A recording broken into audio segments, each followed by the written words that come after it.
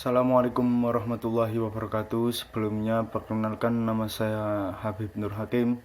Saya adalah mahasiswa semester 1 Fakultas Ekonomi Syariah di Sekolah Tinggi Agama Islam Tanbul Hafilin Banjarnegara. Pada video kali ini saya akan menerangkan tentang aliran Mu'tazilah dan pemikiran-pemikirannya.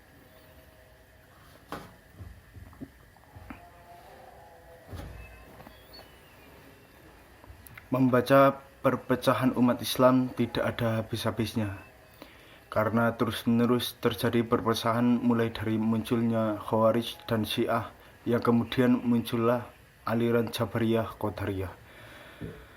Satu syiar yang menipu dan mengelabui orang-orang yang tidak mengerti bagaimana Islam telah menempatkan akal pada porsi yang benar. Sehingga banyak kaum muslimin yang terpuruk dan terjerumus masuk pemikiran kelompok ini. Akhirnya terpecahlah dan berpalinglah kaum muslimin dari agamanya yang telah diajarkan Rasulullah dan para sahabat-sahabatnya. Akibat dari hal itu muncullah bid'ah-bid'ah yang semakin banyak di kalangan kaum muslimin, sehingga melemahkan kekuatan dan kesatuan mereka, serta memberikan gambaran yang tidak benar terhadap ajaran Islam. Bahkan dalam kelompok ini terdapat hal-hal yang sangat berbahaya bagi Islam, yaitu mereka lebih mendahulukan akal. Oleh karena itu saya akan sedikit membahas tentang pemikiran teologi Mu'tazilah. Perkataan Mu'tazilah berasal dari kata i'tizal yang artinya memisahkan diri. Mu'tazilah adalah salah satu aliran pemikiran dalam Islam yang banyak terpengaruh dengan filsafat barat, sehingga berkecenderungan menggunakan rasio sebagai dasar argumentasi. Aliran Mu'tazilah muncul kira-kira pada permulaan abad pertama Hijriah di kota Basrah atau Irak. Basrah ketika itu menjadi kota pusat ilmu pengetahuan dan kebudayaan Islam. Selain itu, aneka kebudayaan asing dan bermacam-macam agama bertemu di kota itu. Makin meluasnya dan semakin banyaknya orang yang memeluk agama Islam menyebabkan adanya orang yang ingin menghancurkan Islam, terutama dari segi akidah. Orang-orang yang ingin menghancurkan Islam tidak hanya mereka yang bukan beragama Islam, akan tetapi juga datang dari orang-orang Islam itu sendiri karena berbagai masalah politik. Daripada itu, golongan Khawarij yang pada mulanya muncul lantaran masalah politik, namun kemudian mereka mempersoalkan pula masalah teologi atau tentang masalah iman dan kufur. Menurut mereka, orang Islam yang berdosa besar adalah kafir, sedangkan menurut Murji'ah tidak. Selanjutnya, orang Islam yang demikian itu menurut Wasil bin Atha bukan mukmin dan bukan pula kafir. Lalu ia dikenal sebagai Mu'tazilah karena ia berbeda pendapat dengan gurunya dan memisahkan diri daripadanya. Mengenai arti dan asal-usul kata Mu'tazilah, terdapat beberapa versi yang ditemukan oleh para ahli ilmu kalam, yaitu 1. Versi Al-Mas'udi. Menurut Al-Mas'udi, sebutan Mu'tazilah berasal dari pendapat mereka yang mengatakan bahwa orang membuat dosa besar bukan mukmin juga bukan kafir, tetapi mengambil posisi di antara keduanya, atau al-manzilah bainal manzilatain. Jadi menurut versi ini, kemu'tazilahan itu mula-mula menjadi sifat orang yang berbuat dosa besar, kemudian menjadi sifat atau nama golongan yang berpendapat tentang posisi orang yang berdosa besar.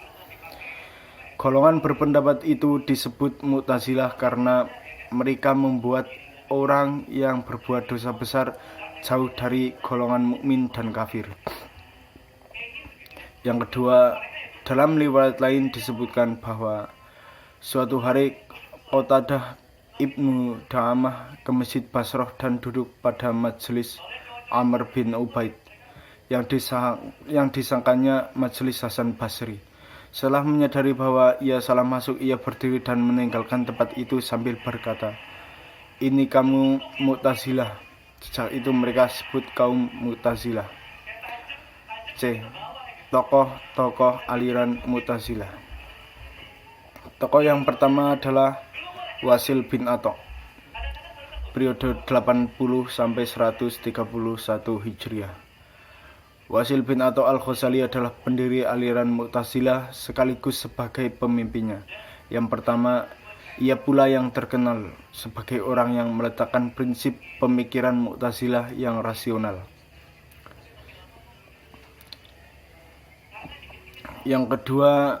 Tokoh yang kedua dalam aliran Mu'tazilah adalah Al-Alaf, periode 135 sampai 235 Hijriah. Nama lengkapnya adalah Abdul Husail Muhammad bin Al-Husail Al-Alaf. Ia sebagai pemimpin Mu'tazilah kedua di Basrah. Ia banyak mempelajari filsafat Yunani. Pengetahuannya tentang filsafat memudahkan untuk menyusun dasar-dasar ajaran Mu'tazilah secara teratur.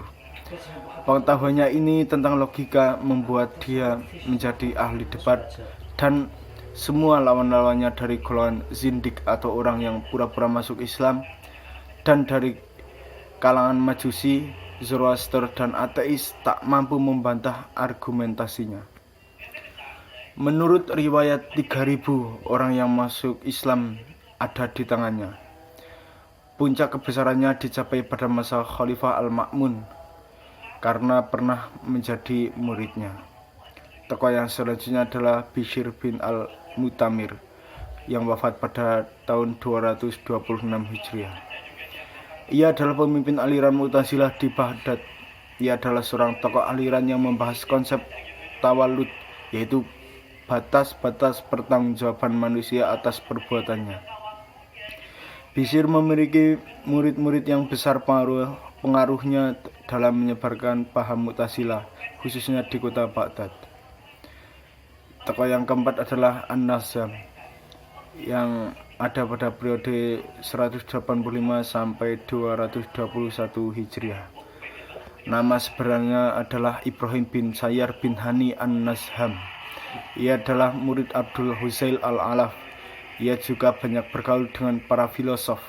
Pendapatnya yang banyak berbeda dengan aliran Mu'tazilah lainnya. An-Nazham memiliki ketajaman antara lain tentang keraguan dan metode empirika atau percobaan-percobaan yang merupakan cikal bakal di Eropa. Tokoh yang selanjutnya atau kelima adalah Al-Jubai yang wafat pada tahun 333 Hijriah. Nama lengkapnya adalah Abu Ali Muhammad bin Ali Al-Jubai. Sebutan Al-Jubai dari nama tempat kelahirannya, yaitu tempat yang bernama Juba di negara Iran. Al-Jubai adalah guru Imam Al-Asy'ari, tokoh utama aliran Ahlus Sunnah. Ketika Al-Asy'ari keluar dari barisan Mu'tazilah dan menyerang pendapatnya, ia membalas tafsiran Al-Quran dengan banyak pihak diambil oleh Az-Zamsyari. Al-Jubai dan anaknya yaitu Abu Hashim Al-Jubai mencerminkan masa kejayaan aliran Mu'tazilah. Tokoh yang keenam atau selanjutnya adalah Al-Hayyat yang wafat pada tahun 300 Hijriah. Abu Husain Al-Hayyat termasuk tokoh Mu'tazilah Baghdad. Bukunya yang berjudul Al-Intisar berisi tentang pembelaan aliran Mu'tazilah dari serangan Ibnu Ar-Rawandi. Ia hidup pada masa kemunduran aliran Mu'tazilah. Tokoh yang selanjutnya adalah Al-Qadhi Abdul Jabbar yang wafat pada tahun 1024 Hijriah. Ia diangkat menjadi kepala hakim oleh Ibnu Wabad. Di antaranya yang besar adalah ulasan tentang pokok-pokok ajaran Mu'tazilah. Al-Qadhi Abdul Jabbar termasuk orang yang hidup atau tokoh-tokoh yang hidup pada masa kemunduran aliran Mu'tazilah. Namun ia mampu berprestasi baik dalam bidang ilmu maupun dalam jabatan kenegaraan. Tokoh selanjutnya adalah Az-Zamakhsyari dalam periode 467 sampai 538 Hijriah. Nama lengkapnya adalah Jarurah Abdul Qasim Muhammad bin Umar. Ia dilahirkan di desa Zamakhshar, Iran. Ia terkenal sebagai tokoh dalam ilmu tafsir, nahwu, dan paramasastra. Dalam karangannya, ia dengan terang-terangan menonjolkan paham Mu'tazilah. Misalnya dalam kitab tafsiran Al-Kasyaf, ia berusaha memeriksa ayat-ayat Al-Quran berdasarkan ajaran-ajaran Mu'tazilah, terutama 5 prinsip ajarannya. Pembahasan selanjutnya dalam video ini adalah tentang ajaran-ajaran pokok aliran Mu'tazilah. Ada 5 ajaran pokok yang menjadi prinsip utama aliran Mu'tazilah. Kelima ajaran tersebut adalah yang pertama adalah At-Tauhid atau tentang kemahaesaan. Ajaran yang paling penting dari kaum Mu'tazilah adalah At-Tauhid atau kemahaesaan Allah. Bagi mereka, Allah baru dapat dikatakan Maha Esa jika ia merupakan zat yang usik. Tidak ada sesuatu yang serupa dengan dia. Dan oleh karena itu, kaum Mu'tazilah menolak paham antropomorfisme, yaitu paham yang menggambarkan menyerupai makhluknya. Mereka juga menolak pandangan beatification, yaitu pandangan bahwa Tuhan dapat dilihat oleh manusia. Satu-satunya sifat Tuhan yang betul tidak ada pada makhluk betulnya adalah sifat qadim. Paham ini yang mendorong kaum Mu'tazilah untuk meniadakan sifat-sifat Tuhan yang memiliki wujud sendiri di luar zat Tuhan. Menurut paham ini tidak berarti bahwa Tuhan tidak diberi sifat-sifat. Tuhan bagi kaum Mu'tazilah tetap Maha Tahu, Maha Kuasa, Maha Hidup, Maha Mendengar, Maha Melihat, dan sebagainya. Tetapi itu tak dapat dipisahkan dari zat Tuhan. Dengan kata lain, sifat-sifat itu merupakan esensi zat Tuhan. Bagi Mu'tazilah, paham ini mereka memunculkan karena keinginan untuk memelihara kemurnian kemahaesaan Tuhan. Yang kedua adalah al-adl atau keadilan. Bagi paham ini munculkan karena ingin mensucikan perbuatan Tuhan dari persamaannya dengan perbuatan makhluk. Hanya Tuhan yang berbuat adil seadil-adilnya. Tuhan tidak mungkin melakukan zalim. Dalam menghargai pendapat mereka mengatakan bahwa Tuhan tidak menginginkan Tuhan dan tidak membuat perbuatan manusia. Manusia bisa mengerjakan sendiri segala perintahnya dan meninggalkan segala larangannya dengan kekuasaan atau kodrat yang dijadikan oleh mereka pada diri mereka. Ia hanya memerintahkan apa yang dipesannya. Ia senang kebaikan yang ia perintah dan tidak campur tangan dalam semangat atau keburukan yang dilarang.